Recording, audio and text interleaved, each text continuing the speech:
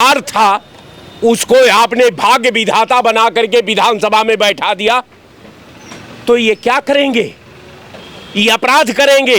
अपराध करना इनके रग रग में व्याप्त है। अपराध ही करना ये करते रहेंगे। इनका जो है हाथ जो है पूरा एकदम लहू से रंगा हुआ है।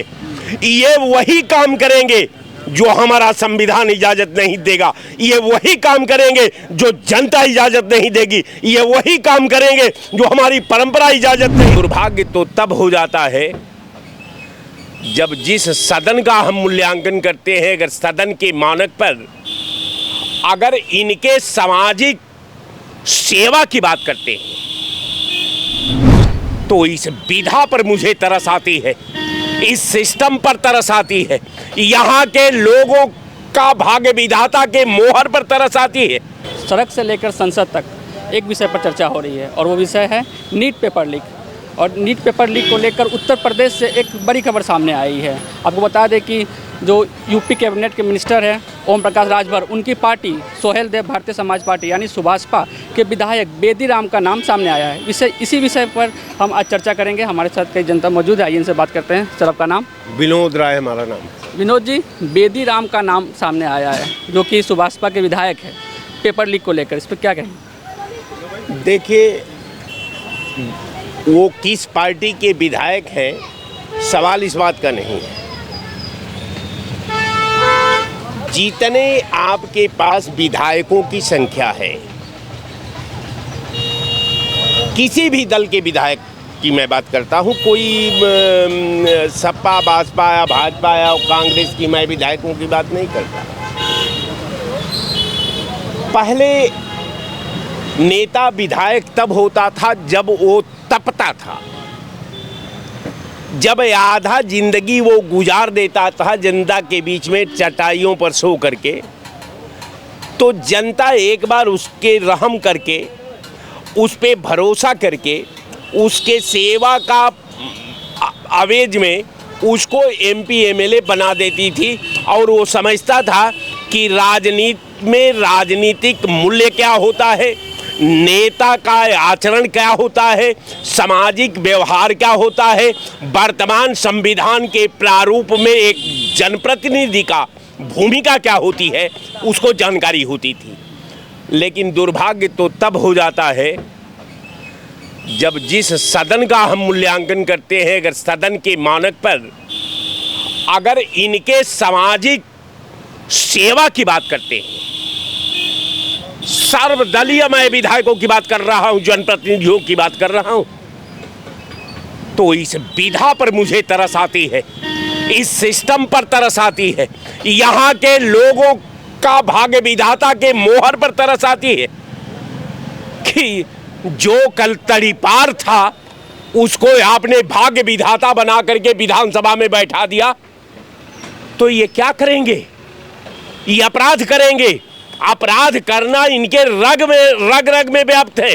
अपराध ही करना ये करते रहेंगे। ये अपराध ही सोते हैं, अपराध ही जगते हैं, अपराध ही बोलते हैं, अपराधी ही कार्य करते हैं। तो इनकी बातों का बहुत गंभीरता से नहीं लिया जाना चाहिए। अफसोस इस बात का। लेकिन बीजेपी तो कह रही है कि हम कार्रवाई करेंगे, जो भी पेपर लीक में जिनका भी नाम सामने आता है हम बड़ी से बड़ी कार्रवाई करेंगे, चाहे वो बुलडोजर कार्रवाई हो, चाहे उम्र कैद की सज़ा का भी प्रावधान अभी आने वाला है। तो कार्रवाई होनी चाहिए। किस तरह की कार्रवाई की मांग कर रहे हैं? बीजेपी के संदर्भ में आप जान लीजिए कि बीजेपी, मैं लगातार आप लोगों की डिबेट पर ये बात को कहता आया हूँ कि इस विधा पर बड़ी तरस आती है। अब तो तरस हमारे शहीदों के लहू पर भी आती है कि जिस लहू से वर्तमान भारत का संविधान लिखा गया, वो जो है वो विधा ही कमजर्फ के हाथों में चला गया। कमजर्फ के हाथों में कहीं तू जाम न दे सकी, ये पिएगा, पीकर बहकेगा और सामते जाम आएगी। 10 साल में एक नीट की बात मत करिए। आप कंपनियों को एग्जाम का पेपर तैयार कराने का ठीक आप क्यों देते हैं? कंपनियों को आप एग्जाम की कॉपी जांच कराने का क्यों ठेका देते हैं? कंपनियों का आप मेरिट बनाने का क्यों ठेका देते हैं? इसलिए कि कंपनियों को आप सीधा सीधा आप कंपनी आपको कमीशन देती है और कंपनी का एग्रीमेंट आप स्वीकार कर लेते हैं, तो इसमें विधा का तो दोष है नहीं। इसमें तो प्रेजेंट में जो करता है, जो चेयरपर्सन है, विधायक का 1% दोष नहीं है। विधायक का तो आचरण है। पहले भी बेदीराम का नाम आ चुका है कई बार। एक दल की मैं बात नहीं करता साहब, इनका जो है हाथ जो है पूरा एकदम लहू से रंगा हुआ है। ये वही काम करेंगे जो हमारा संविधान इजाजत नहीं देगा, ये वही काम करेंगे जो जनता इजाजत नहीं देगी, ये वही काम करेंगे जो हमारी परंपरा इजाजत नहीं देगी। आपको क्या लगता है कि एनडीए के सहयोगी दल होने का उन्हें फायदा मिलेगा कि कार्रवाई होगी उन पे?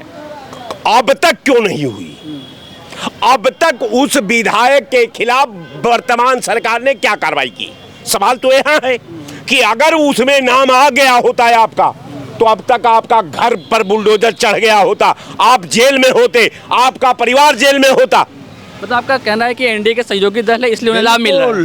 वो तो जब देखिए विलंब से न्याय अन्याय के रूप में बदल जाती है। आप जो है ये भारत है, आप भारत के दर्शन पर, भारत के संस्कृत पर, भारत की परंपरा पर जब जब मूल्यांकन हुआ है, जब जब शोध हुआ है, जब जब इस विधा को अलग ढंग से जब व्याख्या होती है, तो ऐसी नई परंपरा का सीजन होता है और उसी में जितना दुर्दांत नंबर 1 शरीफ विधानसभा में महिमा मंडित होते हैं, ये मेरी परंपरा है। आप विधायकों का डाटा उठा करके देख लीजिए, हर दल के विधायकों का डाटा देखिए, कोई ऐसा इसमें सदन में नहीं है 2-4-10 को छोड़ करके। किसकी हम बात करते? यहां तो गवर्नर से लेकर के और मुख्यमंत्री तक उसी रंग में रंगे हुए हैं, तो हम आखिर आलोचना किसका करेंगे? किसके ऊपर केस नहीं है? इनके सारे दोनों मुख्यमंत्रियों के ऊपर केस है, इनके सारे विधायकों पर केस है। केस के मुकदमा कौन करेगा? कार्रवाई कौन करेगा? कातिल ही मुहाफिज है और कातिल ही सिपाही है, तो कौन सजा देगा?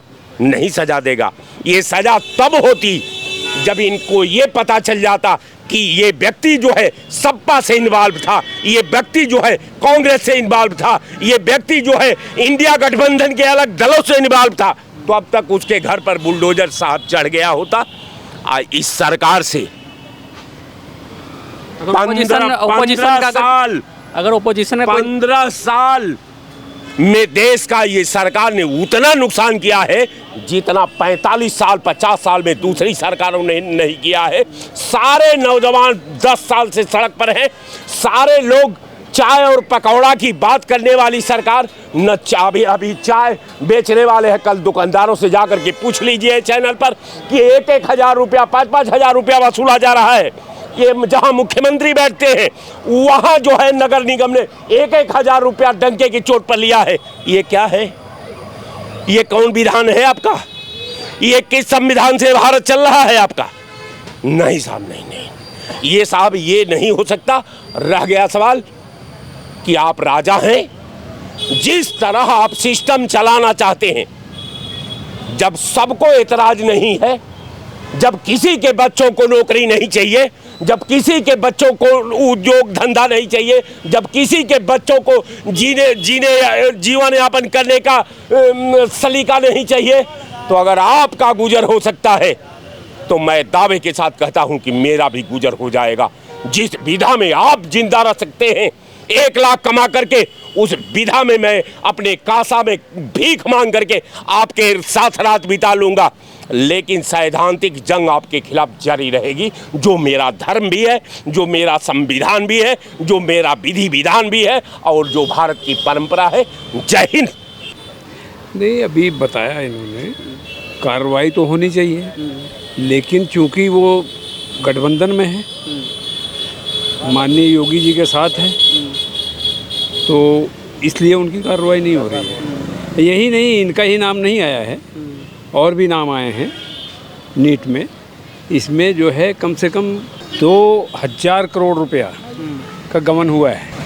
छात्रों से लूटा गया है और माननीय योगी जी को छोड़ दीजिए, माननीय मोदी जी इस पर क्या कार्रवाई कर रहे हैं।